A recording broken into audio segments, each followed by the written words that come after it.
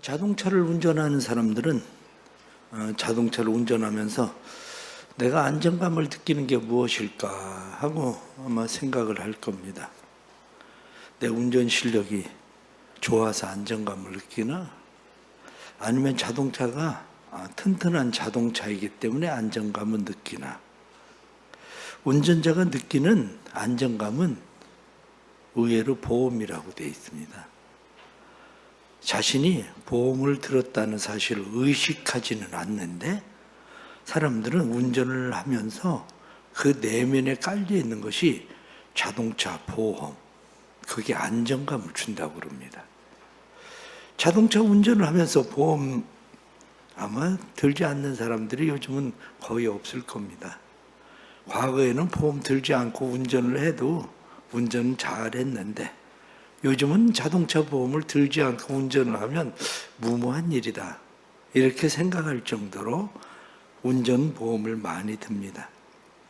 사람들은 내가 자동차 운전을 하면서 보험에 대한 의식을 하지 않고 있다는 자체가 이미 안정감이라고 그렇게 이야기를 합니다. 건강보험은 어떻습니까? 건강보험에 대해서 옛날에는 보험이 어디 있었습니까? 그러나 요즘 사람들은 웬만하면 물어봅니다. 실비보험 들었냐? 이렇게. 당신이 아플 때 보장해 줄 수 있는 실비보험은 들었나? 해외 나가는 사람들이 해외 나가면서 여행자 보험을 드는 일은 저도 선교지 때로는 위험한 곳에 가고 그래도 들어본 일이 없었는데 지금은 왜 들어야 되나 싶기도 한데 항상 듭니다. 교회에서 단기 선교여행을 나가도 그렇고 교회에서 수련회를 나가도 항상 보험을 전부 다 들게 돼 있습니다. 왜냐하면 그것이 우리를 지켜주지는 않습니다.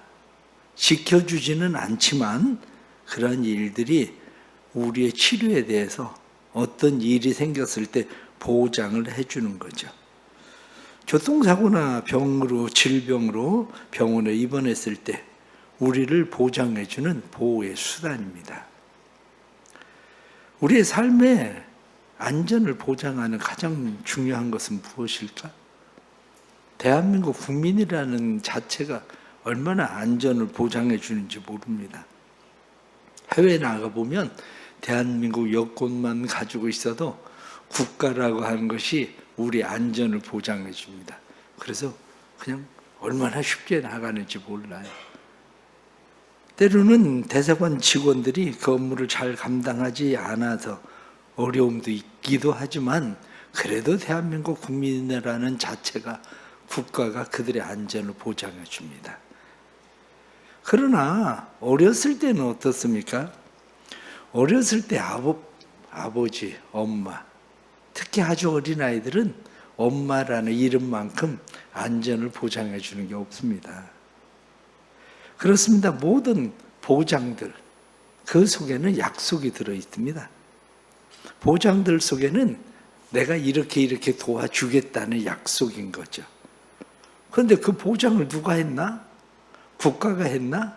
아니면 사회단체가 했나? 아니면 어떤 집단이 한 것인지, 부모가 한 것인지, 때로는 하나님이 한 것인지, 우리의 보장은 무엇인가? 누가 보장한 것인가? 보장이라는 것은 약속을 지킬 만한 힘이 있는 자가 보장을 할 때 가능하고 유효한 겁니다. 사업을 하는 사람들이 종종 어음을 받습니다. 그런데 어음을 받을 때에 이 사람이 정말 이것을 지킬 만한 힘이 있나 하는 그러한 일들이죠. 그때가 되면 이것을 돈으로 바꾸어 주겠다 이렇게 약속을 했는데 돈으로 바꾸어 줄 만한 그러한 보장이 그에게 있나? 그런데 그렇게 믿었는데 부도가 나버리면 그냥 휴지 조각에 불과합니다. 그러니 약속이 지켜지지 않을 때 사람들은 허무함을 느낍니다. 철석같이 믿었는데 모든 것이 물거품이 되는 그러한 느낌들. 사람들에 대한 계약, 보증, 이러한 것들이 모두가 다 그 안에 약속이 담겨져 있습니다.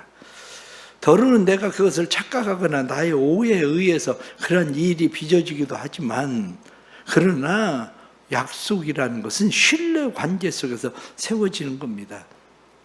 사람들이 고의적으로 약속을 지키지 않으려고 하는 사람들은 거의 없습니다. 그런데 약속을 지킬 만한 능력이 안 되고 약속을 지킬 만한 상황이 안 되기 때문에 약속을 지키지 못하는 경우가 더 많죠. 그래서 대부분 사람들은 그런 이야기를 합니다. 거짓말하려고 거짓말한 게 아니라 상황이 그랬다. 그래, 사람이 거짓말하나 돈이 거짓말하지. 오히려 그렇게 사람들은 이야기하기를 좋아합니다. 그러나 변하지 않는 하나님의 약속, 그게 우리에게 얼마나 큰 보장인지. 사람은 시건하지만 하나님은 시건하지 않으신다. 성경이 말씀한 것처럼 시건치 않는 하나님을 믿고 의지한다는 게 얼마나 복인지 사람들은 그것을 잘 모릅니다. 여호와를 의지하는 자는 복이 있다. 그러나 사람을 의지하는 자는 광야의 떨기나무처럼 그렇게 서 있는 것과 똑같다. 성경은 오히려 그렇게 말씀합니다.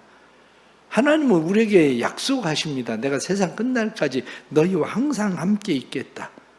그래서 임마누엘, 우리와 함께 계신다. 이렇게 말씀합니다. 오늘 성경 본문에 나타난 말씀은 하나님의 사랑에서 우리를 끊어놓을 수 있는 것이 아무것도 없다. 예수 그리스도의 사랑에서 우리를 끊어놓을 수 있는 것이 아무것도 없다. 그렇게 말합니다. 사랑만큼 위대한 보장이 어디 있습니까? 모든 것들 약속을 하지만 사랑만큼 위대한 약속도 없고 사랑만큼 위대한 보장도 없습니다. 사람들은 사람을 믿으려고 하지만 중요한 것은 그 사람이 아니라 그 사람이 정말 나를 사랑하는 사람인가의 문제에 있습니다. 왜냐하면 나를 사랑하는 사람이라면 자기가 손해를 봐도 상대방을 나를 손해보게 하지 않거든요. 못 먹으면 같이 못 먹고 굶으면 같이 굶는 한이 있어도 나는 못 먹어도 그 사람은 먹여야 되고, 이게 어디에 들어있냐면 그게 바로 사랑에 있는 거죠. 성경은 그 사랑이 하나님에게 있다.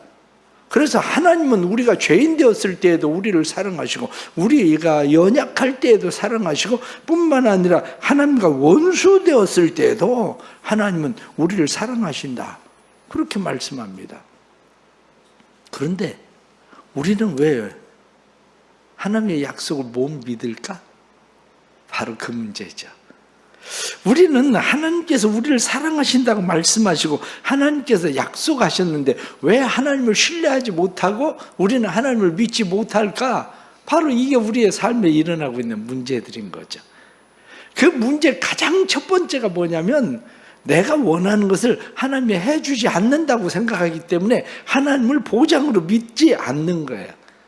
하나님을 보장으로 믿는 사람은 신앙이 어린 사람이 아니라 신앙이 성장한 사람입니다. 사람이 어릴수록 부모가 자기가 원하는 것을 해주지 않으면 부모가 자기를 사랑한다고 생각하지 않습니다. 인정하려고 하지 않아요. 그래서 사람들이 마치 어린아이와 같은 그런 신앙생활을 하기 때문에 내가 원하는 대로, 내가 기도하는 대로, 내가 요구하는 대로 하나님이 나한테 해주셔야 하나님이 나를 사랑하신다고 내가 믿고 하나님을 나의 보장으로 사람들은 삼겠다. 이렇게 생각을 하는 거죠. 그러나 주는 사랑보다도 거절하는 사랑이 더 힘듭니다. 거절하는 사랑이 더 어렵고 거절하는 사랑이 진짜 사랑이에요. 손자를 이제 키우다가 보니까 애가 어리니까 그냥 눈치만 봐도 내 손을 잡고 내 방으로 끌고 가는 이유가 있어요. 아기상어 보고 싶다고 그거 보여달라고. 그런데 엄마는 안 돼, 안 돼. 그러고 엄마가 안 된다고 얘기를 했잖아요. 보여주면 얼마나 편한지 몰라요. 애하고도 친해지고 보여주면 할아버지밖에 없어 이렇게 생각할 수도 있어요. 그런데 그거 끊는 게 더 힘든다니까요. 핸드폰 그냥 줘버리면 편한데 안 돼. 엄마가 안 된다고 그랬어. 그래서 안 돼. 이거 자꾸 보면 그게 얼마나 힘든 겁니까? 거절하는 사랑이 사실은 더 어려운 사랑입니다. 하나님께서 우리가 원할 때에 우리가 원하는 것을 거절하는 하나님의 사랑이 얼마나 힘들고 어려운 사랑입니까? 그런데 우리는 그 하나님의 거절하는 사랑을 오해하는 거죠. 하나님 나를 사랑하지 않나 봐. 내가 그런 하나님을 어떻게 믿어? 그런데 히브리서에 우리에게 말씀하고 있는 것은 만일 너희에게 징계가 없으면 너희는 사생자다. 하나님은 그 사랑하는 자를 근실히 징계하시느니라. 성경이 오히려 그렇게 말씀하시잖아요. 내가 열심히 기도하고 하나님에게 요구했는데 하나님께서 내 기도를 들어주시지 않고 내 요구를 하나님께서 이루어주시지 않으면 우리는 마음이 아파요. 그런데 사실은 그래서 하나님에 대해서 거절감 때문에 하나님의 상처를 받고 하나님을 신뢰하지 못할 대상으로 생각하지만 거절하시는 하나님 우리보다 마음이 더 아프시다고요. 하나님이. 그러니까 거절하시는 그 하나님의 마음을 이해할 수 있는 사람, 그 사람이야말로 진짜 하나님을 의지하고 신뢰할 수 있는 사람이 되는 건데 하나님의 그 마음을 신앙생활에 이제 어린 사람들이 어떻게 그걸 이해를 하겠습니까? 이해하는 게 좀처럼 쉽지가 않죠. 하나님을 여러분들 바르게 이해하려면 신앙이 성장해야 돼요. 어린 아이가 성장해야 엄마가 왜 이것저것 편식 못하게 하고 자꾸 싫다고 얘기하는 야채도 채소도 먹게 하고 이것저것 싫다고 하는 거 먹게 하고 심지어는 약을 먹게 하고 주사를 맞게 하고 왜 이렇게 하시는지 어렸을 때 그걸 어떻게 이해하겠습니까? 그런데 성장하고 나면 비로소 이해가 되는 거지. 신앙생활도 마찬가지입니다. 내가 성장하지 않고 하나님 싫어 이렇게 계속 하나님 싫다고 이야기하면 하나님을 받아들일 수가 없어요. 믿음이 성장해야 돼요. 자라야 돼요. 하나님의 마음을 내가 알고 깨닫고 성장해야 하나님을 신뢰할 수 있는 분으로 내가 받아들일 수 있는 거지, 그렇지 않고는 하나님을 신뢰하는 분으로 받아들이기가 좀처럼 쉽지 않습니다. 우리 사랑하는 성도들이 믿음이 더욱더 자라기를 바랍니다. 올 한 해도 열심히 기도했을 거예요. 근데 기도한 것 가운데 이루어지지 않은 것들도 많을 거예요. 아니, 목사님 기도한 것 가운데 이루어진 게 없어요. 이렇게 말할 수 있는 사람도 있을 거예요. 그런데 그것은 하나님의 사랑에 대한 오해 때문에 하나님을 자꾸 멀리 하려고 하는 마음이 생긴 거죠.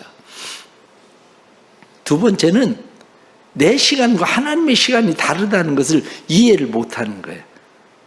내 시간과 하나님의 시간이 다르다는 것을 이해를 못하니까 하나님을 받아들이려고 하지 않아요. 하나님의 시간에 나를 맞추는 게 아니라 내 시간에 항상 하나님 맞춰주기를 원하거든요. 그런데 아이들을 보세요.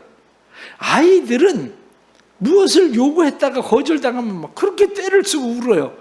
그런데 딴 거 생기면 금방 잊어버려? 언제 내가 그거 하고 뭐 관심 있었고 그거 그렇게 좋아했냐는 식입니다. 그런데 그 아이들을 보면 울 때 느낌하고 감정이 실제가 아니라는 거예요. 왜냐? 그게 실제면 그렇게 쉽게 잊어버리지 않아요. 그런데 울 때 느낌과 감정이 실제가 아니라 지금에 느끼는 감정이에요. 신앙생활도 마찬가지예요. 때로는 사람들이 자기가 열심히 기도해놓고 하나님이 그 다음에 응답해 주셔도 응답 받았다는 느낌을 몰라요. 왜 그러냐? 그때 내가 요구했었던 그 자체도 잊어버렸거든. 그것도 내가 필요해서 그것을 자꾸 구하고 그런 것처럼 생각하지만 지나가고 나서 보면 내가 필요해서 자꾸 구하고 그랬던 것조차도 잊어버리는 거죠. 그러나 하나님을 우리가 보장으로 삼는 이유는 하나님의 시간표가 있기 때문에 그렇습니다. 내 시간표는 내가 믿을 수가 없어요. 왜냐? 나는 내 미래를 알지 못하니까 나는 내 시간표를 믿을 수가 없는 거예요. 그런데 하나님은 내 미래를 알고 있어요. 그래서 하나님은 미래를 알기 때문에 그 시간표에 맞추시는 거죠. 어렸을 때를 생각을 해보세요. 어렸을 때 옷을 사러 가거나 신발을 사러 가면요, 아니 왜 꼭 큰 신발을 사주나 몰라. 아니 옷을 왜 큰 걸 사주나 몰라.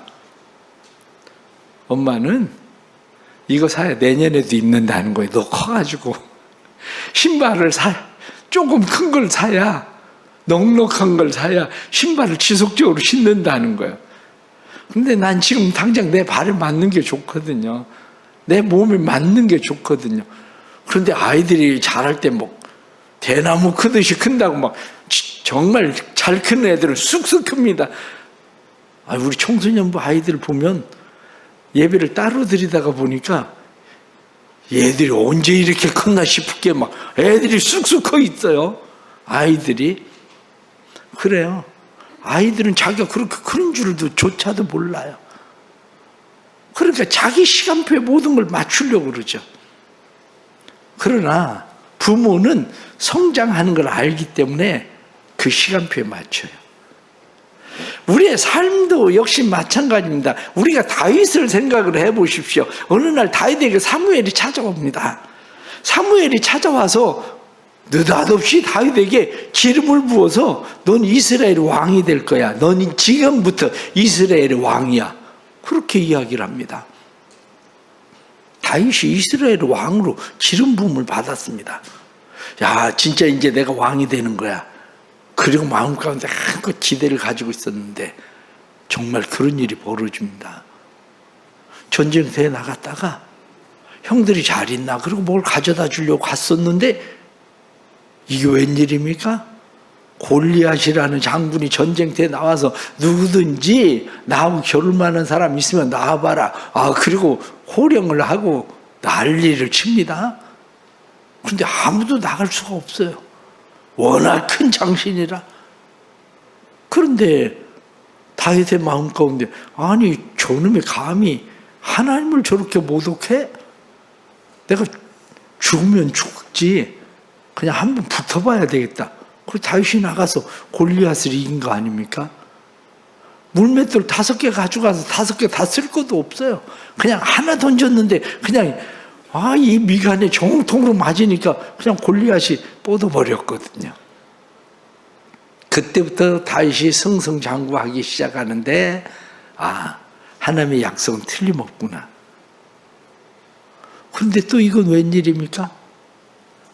이스라엘의 왕인 사울의 사위가 되었는데 그때부터 사울이 다윗을 죽이려고 세상말로 안달이 났습니다. 그의 마음 가운데 질투의 감정이 불타기 시작하니까 다윗 저놈을 죽여야 되겠다. 사람들이 이야기하기를 다윗의 죽인 자는 만만이요 사울이 죽인 자는 천천이다. 그러면 저놈이 차지할 것은 왕이 말고는 뭐 차지할 게 뭐가 있겠나. 저놈을 죽여야 되겠다. 그때부터 다윗은 유랑하는 생활을 하기 시작합니다. 도망자가 됩니다. 광야로 도망가다가 할 수 없이 블레셋 땅으로도 도망을 가고 계속 도망갑니다. 마음 가운데 얼마나 실망이 깊어지겠습니까? 그 마음 가운데 실망한 그 마음, 하나님은 나를 버리셨나? 하나님은 나를 잊으셨나? 그 마음이 마음 가운데 가득하게 돼요. 그런데 중요한 것은 그런 마음이 다윗을 찾아와서 다윗의 삶 속에 밤을 만나도 그는 하나님을 무엇라고 고백합니까? 하나님은 나의 산성이요 방패시요 나의 요새십니다. 하나님은 나의 힘이시요 나의 능력이십니다. 하나님은 나의 보장이십니다. 다윗이 고백하는 것이 바로 그거거든요. 왜 그렇습니까? 다윗은 지금 내가 겪고 있는 삶의 과정들 속에서 믿고 의지하고 신뢰하는 분의 사랑을 믿었어요. 사랑을. 바로 그거예요. 내가 사랑을 믿느냐? 바로 이 문제죠.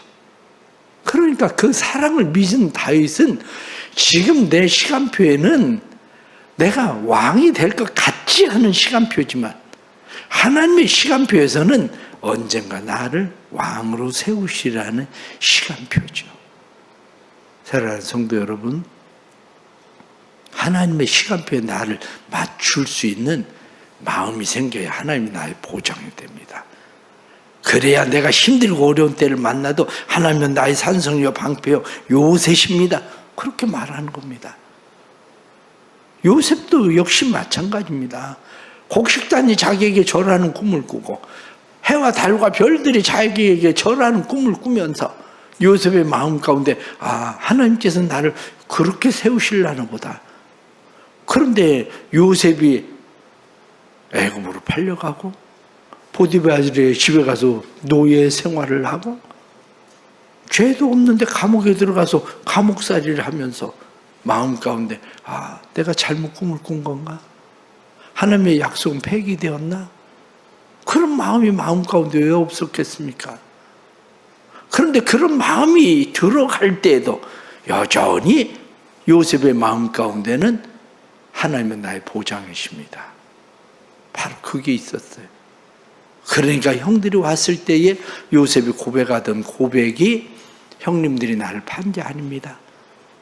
하나님께서 형들을 통해서 나를 이곳으로 보내신 겁니다. 하나님의 시간표에 그것이 들어있었는데 우리는 모르고 있었던 것 뿐입니다. 바로 그겁니다. 우리의 시간표가 아니라 하나님의 시간에 나를 맞추는 훈련이 필요합니다. 우리는 우리의 인생의 시간 전체를 볼 줄 모릅니다. 그러나 하나님은 우리의 인생의 전부를 아십니다. 하나님은 우리의 인생의 전부를 아시기 때문에 하나님께서 모든 것을 때를 따라 아름답게 하셨다. 이렇게 말씀한 것처럼 지금 비록 힘들고 어려운 것 같아도 우리의 인생의 때를 아름답게 만드시는 분은 하나님이십니다. 그 하나님을 믿으세요. 올 한 해 힘들고 어려운 시간들을 보내셨어도 아직 이건 내가 원하는 시간표는 그렇지만 하나님이 원하시는 하나님의 시간표는 아닌가 봐. 그 하나님의 시간표에 나를 맞춰야 되겠다. 이 믿음을 가지고 살기를 축복합니다. 내가 스스로 내 시간표에 맞지 않는다고 해서 하나님을 버려버리면 우리가 스스로 보장을 풀어버리고 그리고 보장 밖으로 나가버리는 거예요. 어떤 사람은 심지어는 보험을 들었다고 오늘 해야겠는데 다음 날 일 만나잖아요. 의외로 그런 사람들도 있습니다. 그러니 우리의 삶 가운데 하나님은 우리의 보장이십니다. 하나님을 내가 내 시간표에 자꾸 하나님을 끌어맞추려고 하지 말고 내가 좀 더 성숙해서 하나님의 시간표에 나를 맞추시는 은혜가 있기를 축복합니다. 세 번째는 진짜 하나님의 사랑을 경험해 본 적이 없어서 그래요. 부모님의 사랑을 진짜 경험해 본 사람은 부모님을 믿습니다. 부모님의 사랑을 정말 경험해 본 사람은 부모님이 그에게 한 말을 기억합니다. 세상 모든 사람이 다 너를 버려도 난 너를 버리지 않아. 세상 모든 사람이 다 너를 포기해도 난 너를 포기하지 않아. 그런데 어렸을 때 그 말을 기억하는 사람, 그 사람은 부모를 떠나지 않습니다. 왜냐? 그것이 내 마음 깊은 곳에 사랑으로 박혀있기 때문인 거죠. 의외로 많은 사람들이 하나님의 사랑을 경험하지 못합니다. 하나님의 진짜 본질적 사랑을 경험하지 못하고 수박 겉핥기식으로 하나님께서 내 필요, 내 요구를 채워주시는 사랑이 가장 큰 사랑인 것처럼 생각합니다. 그러나 부모님이 우리의 요구를 들어주고 필요를 채워주는 거, 그거는 본질적 사랑이 나타난 표현일 뿐이지 본질적 사랑이 아니에요.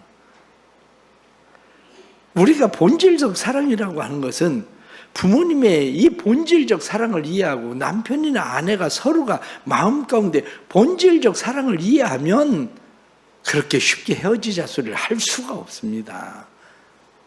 그런데 그 본질적 사랑을 이해하지 못하니까 걸핏하면 헤어지자 그런 소리 하죠. 신앙생활 하면서 종종 보게 되는 교인들이 있어요.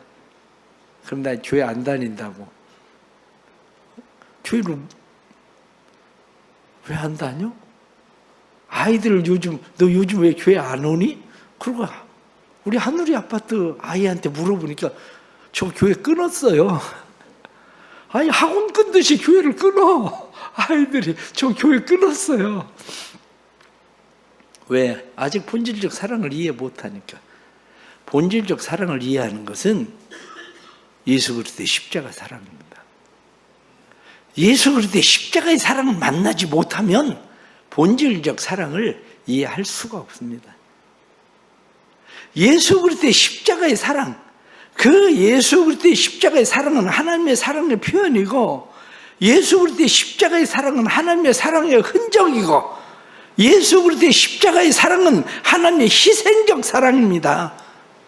그렇기 때문에 이 예수 그리스도의 십자가의 사랑, 아들을 아끼지 않고 우리에게 주셨다. 32절 말씀을 보면 자기 아들을 아끼지 아니하시고 우리 모든 사람을 위하여 내어주신 이가 어찌 그 아들과 함께 모든 것을 우리에게 주시지 않겠느냐 말씀하신 아들을 주신 그 사랑, 십자가의 사랑을 이해하면 하나님이 우리에게 약속하신 본질적 사랑, 그 보장을 이해하게 됩니다. 십자가의 사랑을 만날 수 있는 은혜가 있길 축복합니다. 의외로 많은 사람들이 하나님의 이 십자가의 사랑을 만나지 못하니까 신앙생활에 늘 흔들립니다. 그래서 내가 원하는 것을 받았느냐 받지 못했느냐, 그것에 따라서 우리는 이리저리 흔들리지만 성경은 우리에게 분명히 말씀합니다. 에베소서 1장 13절 14절 말씀 보면 약속의 성령은 우리를 인치시고 우리 기업의 보증이 되셔서 얻으신 것을 속량하시고 그의 영광을 찬송하게 하려 함이라. 성령이 우리에게 보증이 되신다고 되어 있어요. 성령께서 기업의 보증 되셔서 하나님의 나라를, 그 기업을 함께 누리게 하신다, 이렇게 말씀하는 겁니다. 이 약속이 있는 사람이 흔들리지 않습니다. 종종 사람들은 공증이라고 하는 것도 봤죠. 공증이라고 하는 것을 왜 봤습니까? 공증이라고 하는 것은 법적 효력을 가지고 있기 때문에 공증을 받는 거예요. 마찬가지로 사람들마다 도장들이 있지만 인감 도장이 왜 필요합니까? 다른 도장은 유효하지 않을 수도 있는데 인감 도장은 이건 유효하다는 거예요. 마찬가지로 우리 안에 보장이 있는데 그게 뭐냐? 그게 성령입니다. 성령의 누리게 하심의 보증. 자동차를 산 사람들은 대부분 요즘 차 가격이 비싸니까 할부로 자동차를 삽니다. 할부로 자동차를 사는데 등록은 누구 이름으로 돼 있냐? 내 이름으로 돼 있어요.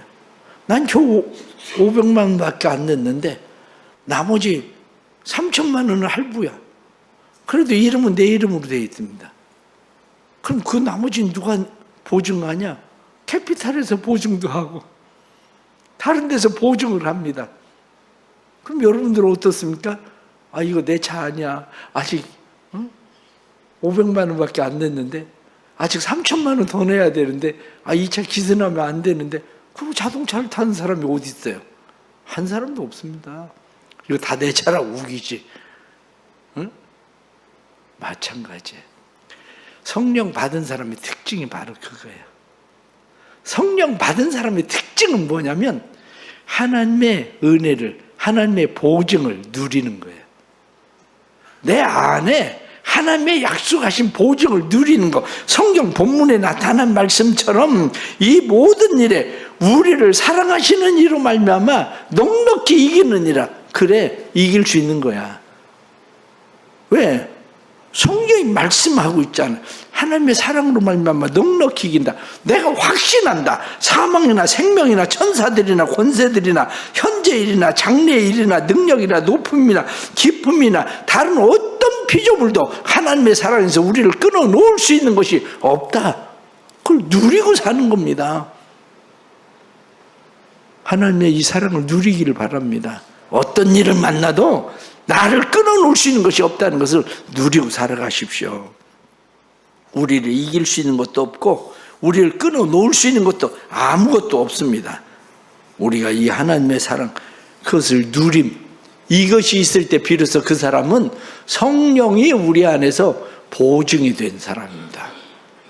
성령 받기를 바랍니다. 성령 받지 않으면 십자가의 사랑을 만나기 어렵습니다. 성령 받지 않으면 성령의 보증, 그것을 누리지 못합니다. 하나님 아버지를 누리기를 축복합니다. 예수 그리스도를 누리기를 축복합니다. 그분이 나를 사랑하신다는 것을 누리기를 바랍니다. 이 누림이 있을 때에 우리의 신앙은 더 자라나고 든든히 세워지고 하나님을 믿고 의지하고 신뢰하면서 살게 되는 겁니다. 때로는 질병 가운데, 때로는 환난과 고난 가운데 두려워하지 마십시오. 하나님께서 우리에게 약속하셨습니다. 내가 너와 함께 할 거다. 물이 너를 침몰치 못하고 불꽃이 너를 사르지 못할 거다. 내가 어디로 가든지 너와 함께 할 것이다. 내가 함께하면 너는 이길 수 있다. 우리 사랑하는 성도들이 이 하나님의 약속을 믿고 이 보증 가운데에서 그 보장을 누리고 살아가는 은혜로 성도들의 삶이 날마다 주 안에서 더욱더 복되기를 간절히 바랍니다. 기도하겠습니다. 하나님 아버지, 세상 살아가면서 왜 내 마음대로 안 되지? 왜 내 뜻대로 이렇게 안 되지? 이런 마음 가운데 우린 실망할 때가 너무 많습니다. 하나님이 나를 잊으셨나? 하나님의 약속은 폐기되었나? 하나님은 나를 버리셨나? 이런 생각들이 우리를 사로잡을 때가 있습니다. 그러나 우리는 다시 우리의 믿음이 장성하기를 원합니다. 우리의 믿음이 자라나서 성숙한 믿음으로 하나님의 사랑을 믿는 자들 되게 해 주옵소서. 하나님의 사랑을 믿는 자들마다 그 보장 안에 거하게 해 주시고 하나님을 누림이 삶에 풍성해지도록 도와주옵소서.